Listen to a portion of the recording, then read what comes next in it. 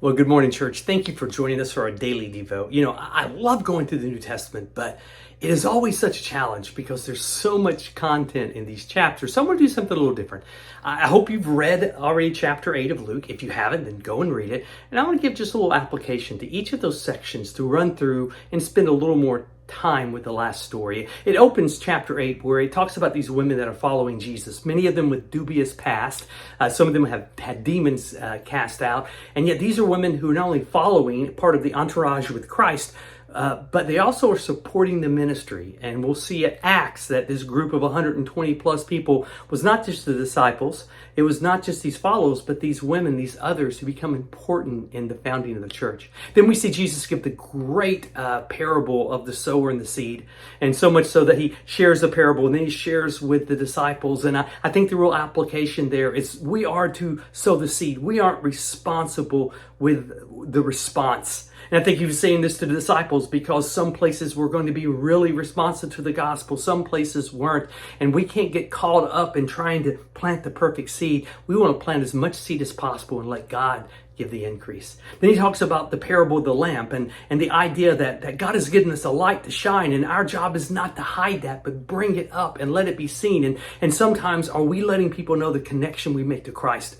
Do people know we're connected to God? He's important to us. Some people, they're more likely to know which football team you pull for than if you're a believer. And we want to make sure our light shines so they can be drawn to God.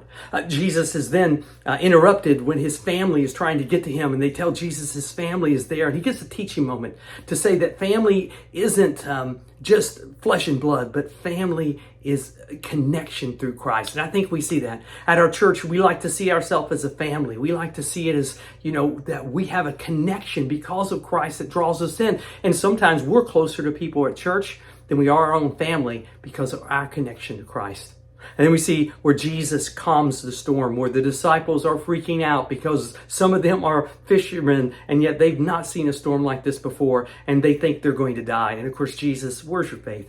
Did God bring you to this point to end your story?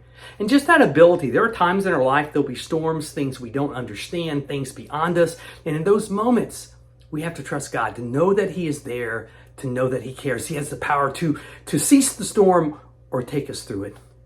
Then Jesus, when he arrives at the other side, there is the demon-possessed man that comes out. And of course, Jesus shows his power over the supernatural, not only casting out the demon, but also kind of rebuking the people in that area who were raising pigs against Jewish law. But he shows his power with the supernatural. Then the last story, I love it, is Jairus, the head of the synagogue, comes to Christ because his daughter is at the point of death. There's nothing a doctor can do. There's no medicine at that time to take care of it. But he knows of a guy who has done some supernatural things. And who knows, he might have put down Christ. He might have talked negative to others about Christ. But when there was a need, he came to him. And Jesus feels compassion. He says, I'll go. And he goes to heal his daughter. And on the way, remember, there's this crush of people and this woman who had an issue of her own. She had an issue of blood where she bled all the time, and there was no way that it could be fixed by the doctors of that time, but she knew again Jesus could heal her. So she got there. She didn't even try to speak to Jesus. She believed in faith that if she just touched his garment, she'd be healed. So she did, and she was healed. And yet Jesus felt it. He stopped and he said, who touched me? And of course, Peter's like, who didn't touch you, Jesus? Everybody's around you.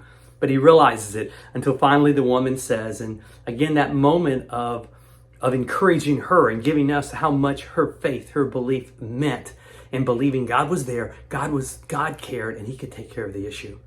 And why this is going on, people come from the house of the synagogue leader to say, hey, no reason to bring the teacher.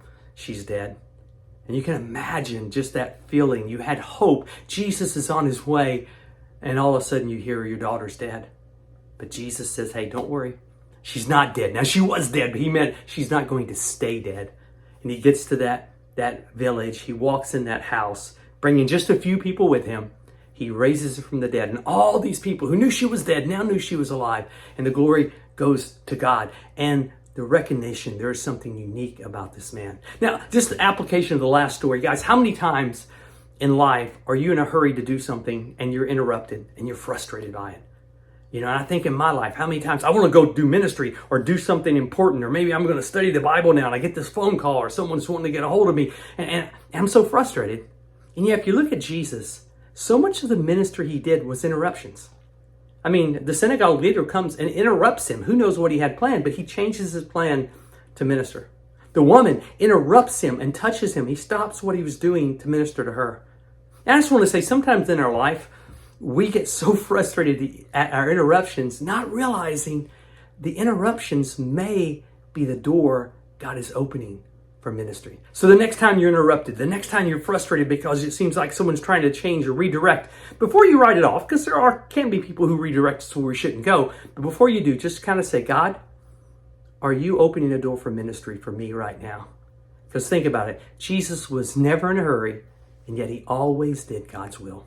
May it be the same for us. Guys, thank you for joining us for our Daily Devo. I hope you continue, and I hope you have a blessed day.